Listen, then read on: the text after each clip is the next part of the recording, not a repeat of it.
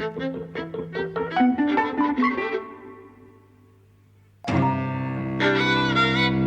and welcome to Eavesdropping at the Movies. I'm Mike. And I'm José. And it's our anniversary. Oh, it is! Yes. Our first podcast, I'd forgotten. Our first podcast came out about this time last year, I think. So happy birthday. Yes, kind of. Your mom just told me how rubbish she thinks we are and how we were completely wrong about Mamma Mia and how you know nothing about Cher and how all her girlfriends said so. So well, what an achievement on our first year. But that aside, we have seen what is a birthday present for me, Dial M for Murder in 3D. Uh-huh. And the reason it's a present for me is because nearly a decade ago, when I was doing my dissertation at uni, I did it on 3D movies. Ah, right. I took a massive interest in them, and basically ever since then I've defended them above and beyond the Call of Duty quite a few times. Well, they need a lot of defending, so... When other people have sort of decried them. It was around the time Avatar was coming out, and so they were about to really kick up again in cinemas worldwide. And that's when they kind of stuck, really, was when Avatar came back. But Dial M for Murder is this classic sort of, well, like when people think of the 1950s 3D craze, they think of Buona Devil, which kind of started off, which is about like man-eating lions. They think of Creature from the Black Lagoon. They think of House of Wax. House of Wax, yeah, which is the same year as this. I think it came from outer space. Films like that, films which are spectacle and nutty. There's a film called The Maze, which is just insane, which is about like a frog prince. I've seen bits of it. But Dial M for Murder is the one where people go, this was artistic.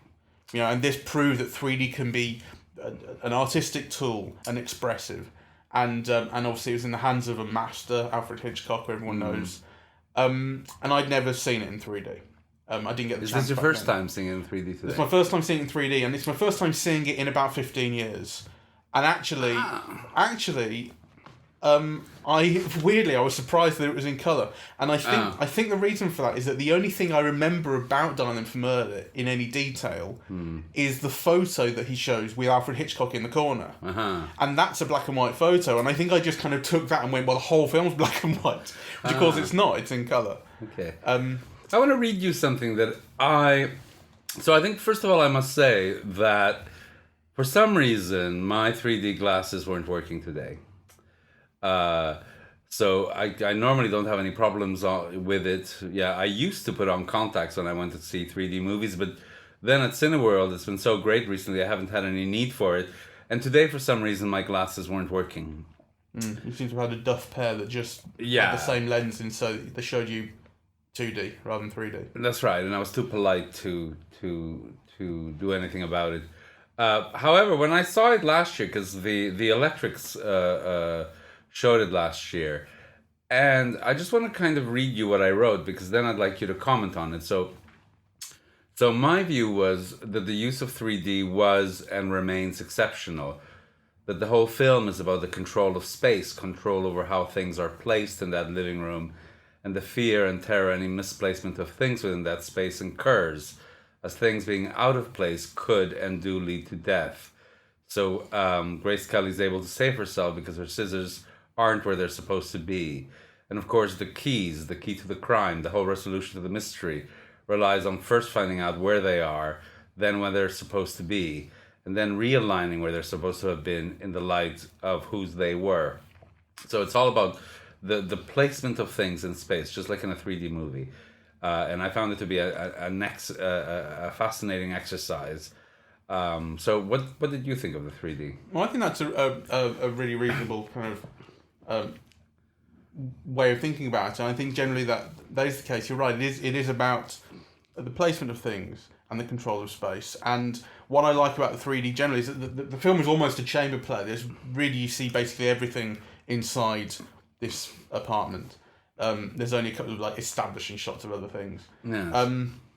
And the use of 3D makes it a really kind of real, solid place where you actually feel the space. And I think, and what brought that home to me is there's a scene quite late on in the film where it's the inspector and Tony talking to each other, and I realised this is almost 2D. And actually, I lifted my glasses up and I saw that there's very little stereo separation going on there, so that basically what you're watching there is pretty much 2D.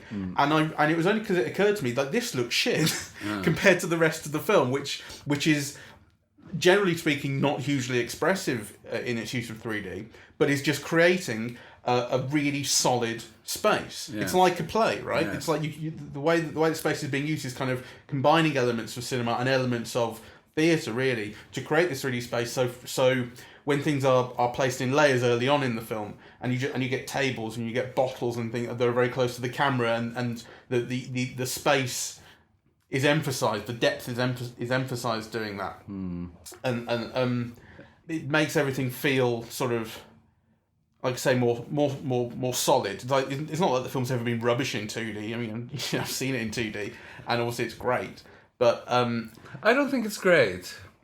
What, the film? Yeah. I think it's really good. I don't. I think it's kind of one of Hitchcock's minor works, actually. It's all set in one room. It's really talky. I think it was a radio play first, and then it was a play, I think. And you can tell its origins, really. So it's like a chamber piece, and what he does with it is kind of, very, very interesting. But I actually think that paradoxically, the most interesting thing about the film, for me, is the use of 3D.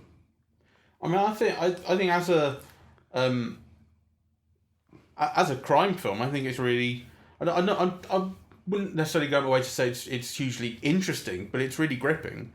It works. It works, and I want to know sort of, and I'm invested in who's got the keys and where they are and the twists about where they've come from and so on and so forth. Yes. That's all really interesting. It's very clever, and I think it's entertaining.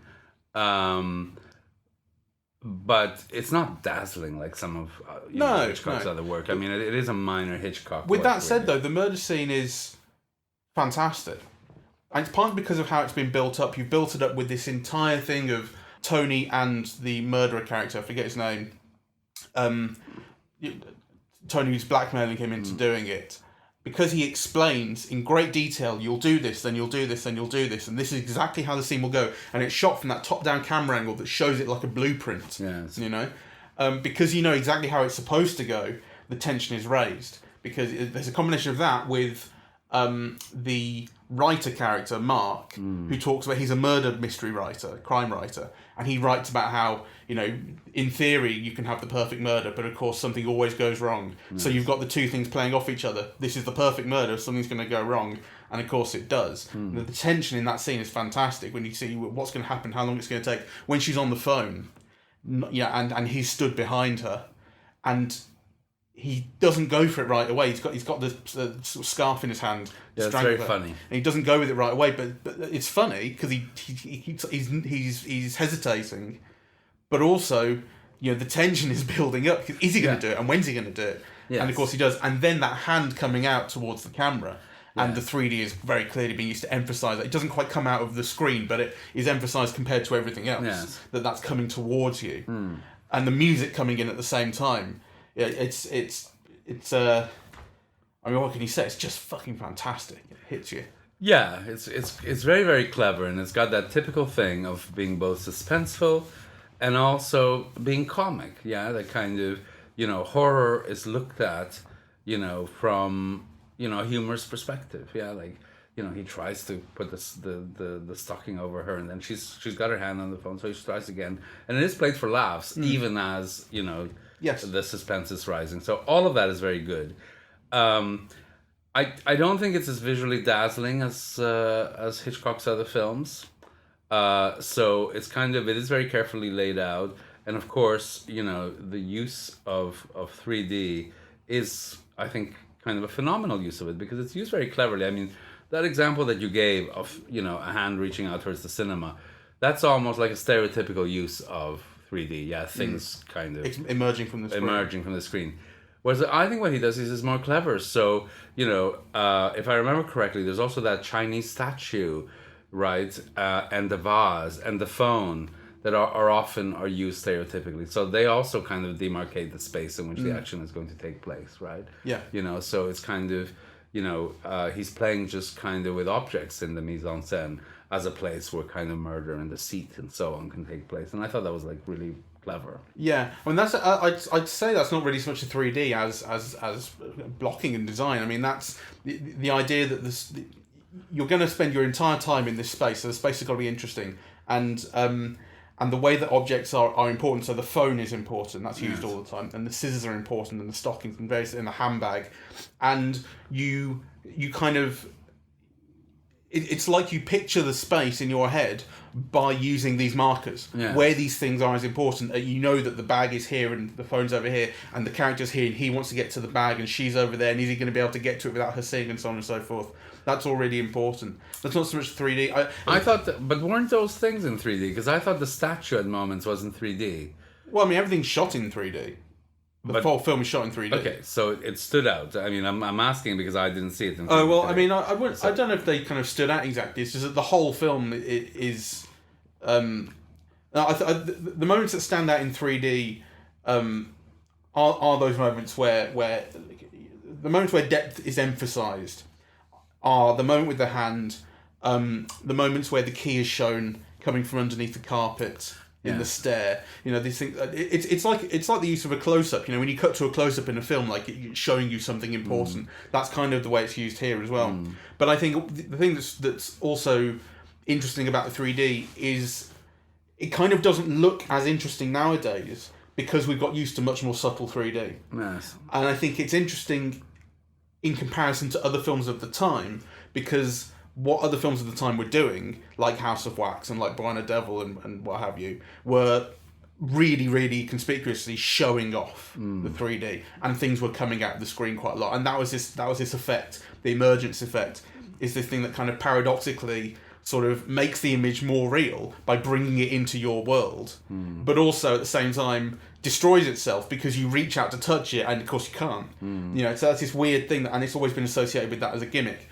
And which is why I say that when the hand reaches towards the screen in this, I don't think it emerges beyond the bounds of the screen. It's just that it's emphasised beyond everything else that's much more deep into the screen, if you see what I mean. And that's slightly unusual for the time, and that is much more reminiscent of the way that 3D is used today, where people have really got over the emergence effect. What films have started to do in more modern times is they will open up with something that emerges towards the screen, or something that is very conspicuously emphasising depth.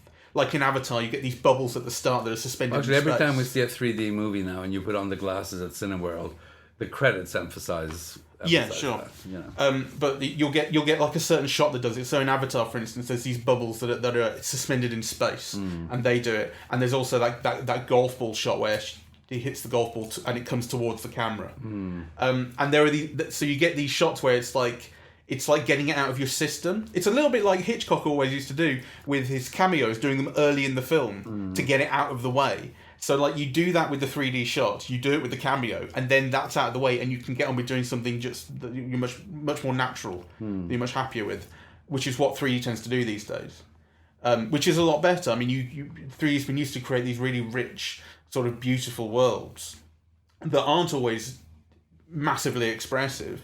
Like I say, I think there's a general kind of value to the use of 3D in Dial M for Murder, but I don't think it's not like the film's unwatchable without it. But it is of interest because of the way it's used, particularly compared to other films of its time.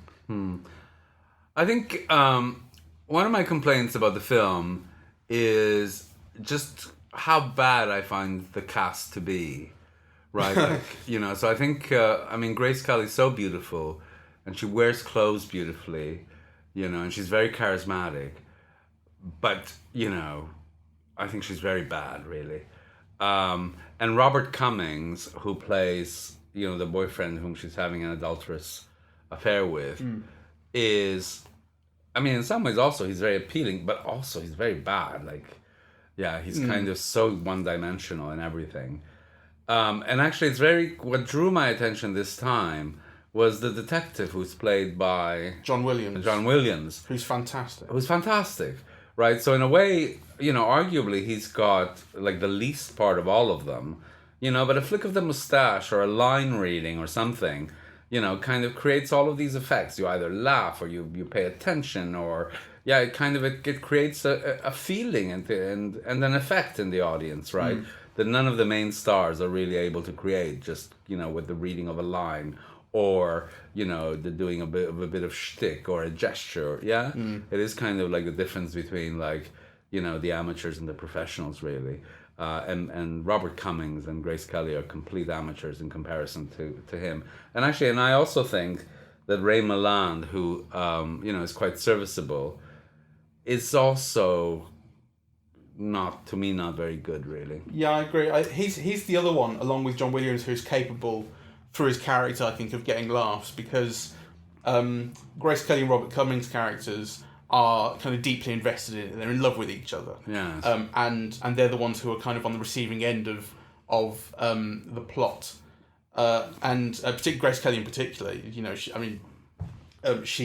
there's no room in her character for sort of sarcasm or anything. But you got Ray Milland's character, Tony, who is the one who is in charge of this plot, and so he kind of has this overview, and so he gets laughs when things aren't quite going his way, or when he has to improvise and things. Yeah. He gets laughs out of making stuff up, or something actually being quite bold. For instance, when he's confronted with the case full of money, and he has to explain this to the detective, and you think he's done for.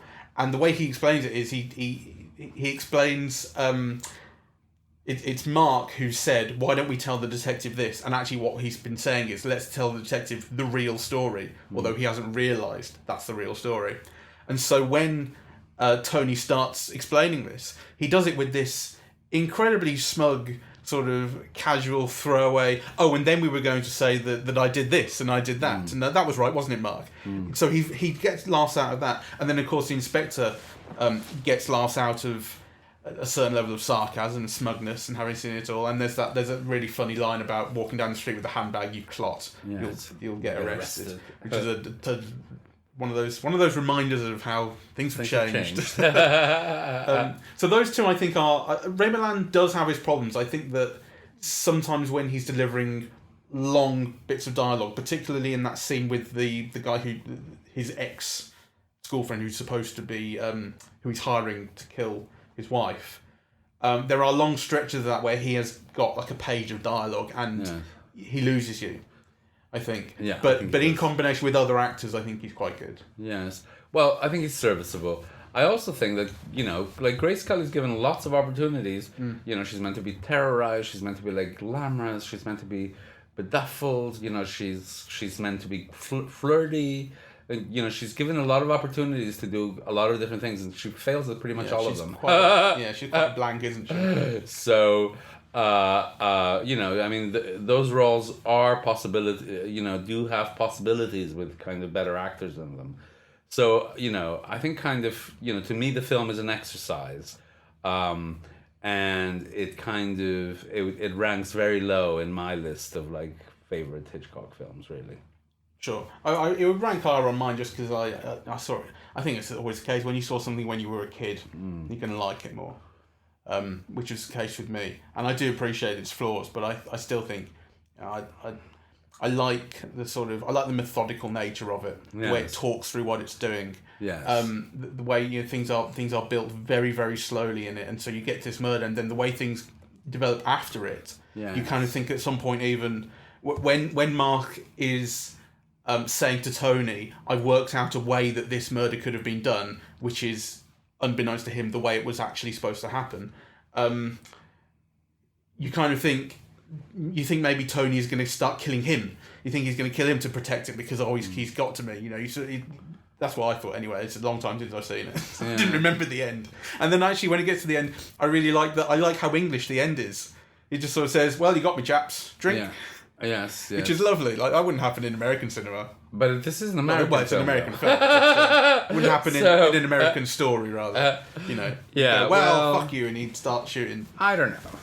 I mean, it's kind of, that response of yours is interesting. He's a tennis player. It's very much like if you get beaten in tennis, you still have to shake your opponent's hand and shake the umpire, and that's exactly what he does at the end. He says, "You got me, boys." I have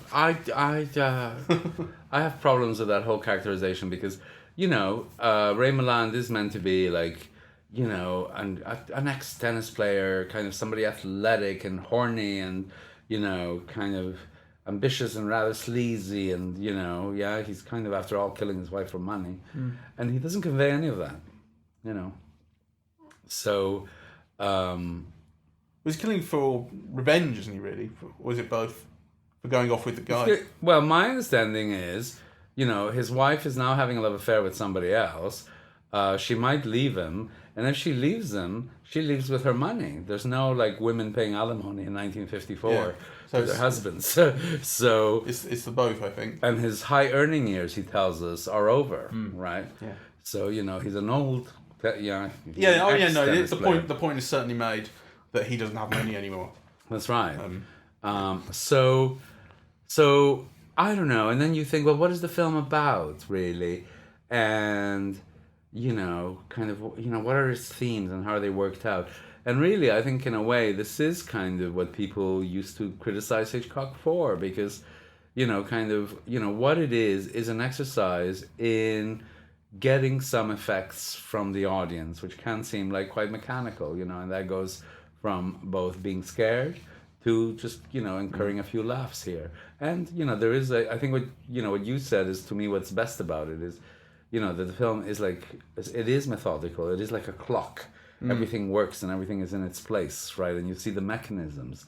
And actually, there's a respect for the audience in doing that. Yeah, I agree. That's a really good point. Because there's kind of a care and a professionalism in the building of this mechanism. Yeah, and actually, films that are this dialogue heavy have the capability of being extremely boring. Yes. And losing you. Yeah. And I don't think that's the case with this. Even though, like I said, there are parts, particularly with Ray Milland, where he doesn't get his monologues quite. He doesn't deliver them as well as he could. Yes. Nonetheless, the way that scenes develop, the way that scene develops between him and the purported murderer, and the way that scenes develop later on, where he's having to improvise and people are trying to work things out and so on and so forth, is all really interesting. And the time that it takes to go through to ask all these questions and to deliver all these scenes of dialogue, I think they're all really, really good. Basically, I'm interested in every part of the film. Yes. There's not a part that loses me.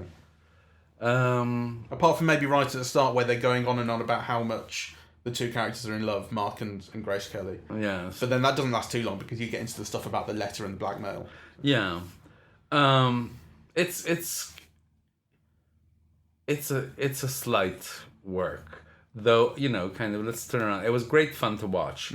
The audience. I mean, I had fake. I had glasses that didn't work, so actually today I couldn't even see the 3D. So I was really watching it as a 2D film. But the audience was with it all the way. People laughed at all the right places. People were excited at all the right places. And it's quite amazing for a film that's now, it's almost 70 years old. What's 1953. So 53 to it's what? 65. 65 years, right? Yeah. And that still works, like clockwork, right? In terms of eliciting audience reaction. So, I think it's kind of no mean feat, really. Yeah, and I think it's a subtle thing, but I don't think anyone in the film. Well, I mean, you can't tell exactly, but it didn't feel like anyone who was there was watching it ironically, or watching it with a distance, or watching it as a historical artifact. You're watching it in 3D because that's the kind of the slightly novel thing about it, and that's what makes it, beyond other Hitchcock films, unique. But everyone there was watching it because they were watching a good movie.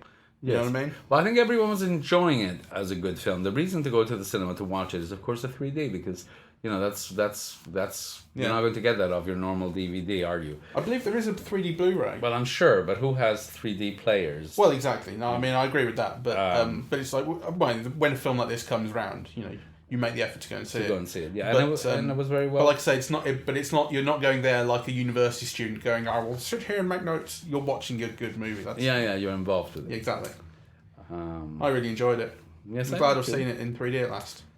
Well, and realised that, it wasn't in black and white, which for some reason has just completely passed me by for so many years. Oh, really? Maybe I had watched it in black and white before as well. Maybe it had been like on late at night on BBC or something. Who knows? But for some reason I just remembered it being black and white. Oh, that's interesting, because I presume that you grew up with colour television anyway. Of course I did, yeah. Yes. But also, I mean, to be fair, I'd also completely forgotten the ending, because when he got to that scene with him and Mark, I really thought, oh, maybe he's going to kill Mark, and that's how the film develops. Ah, right. So I'd really forgotten a lot of it. Right. I sometimes think that films are in black and white when they're in color, because as a child I saw them on a black and white TV, and somehow that really stays with you, Yeah. So then you're like, shocked that you see them in color, Yeah. like 50 years later. Okay, I don't have much to add to this really. No, nor do I. Um, It's a slight film, I suppose. That's fair enough to say. It makes it a slight podcast. But I'm really glad that we saw it. And I'm an auteurist, though, in the sense that I also think that, minor Hitchcock is still miles better than everybody else, right? All his films have, even his worst films, have things that are just absolutely dazzling about them, and I think kind of this is no exception. Yeah. See it if you can. Yeah, well, when it comes around, do see it. It's been coming on for 10 years since I've wanted to see it, and I finally have. Yeah. And so. All right. Well, thank you very much for listening. We love hearing from you, even if, like Mike's mom, you think we're rubbish. So kind of do let us know, in which ways you think we're rubbish. She didn't think we're rubbish. She just thought we were wrong. There's a difference. Yes. So, yes, the podcast was rubbish, and we were wrong about Mamma Mia, and particularly about Cher. So, do let us know. We are eavesdropping at themovies.com, and you can also catch us on iTunes, SoundCloud, Facebook, and Twitter. And YouTube. And YouTube. YouTube, of course. And since it's our birthday, I thought I might ask you for a birthday present. Not you, Jose, but the listener. I'm talking to you now, listener. I'm not going to ask you for money or anything, although I would obviously love something. And we would always go appreciated. But if there's a podcast of ours that you particularly liked or thought would be interesting to other people, I'd like to ask you to share it on Facebook or Twitter or with your friends or something like that. Just because, we want people to listen. Yes. Actually, yeah, kind of. I think that would be nice. Yes, that would be lovely. Yeah, and actually, kind of, do please, kind of, we are getting aside from Mike's mom, we are also getting a lot of positive feedback. But in a way, kind of the best feedback you can offer us really is just like a retweet or a repost, or, just kind of getting other people to listen would be lovely. Yeah, we really appreciate it when people do, and we love all our listeners. Fuck off. Okay, good night. Bye-bye.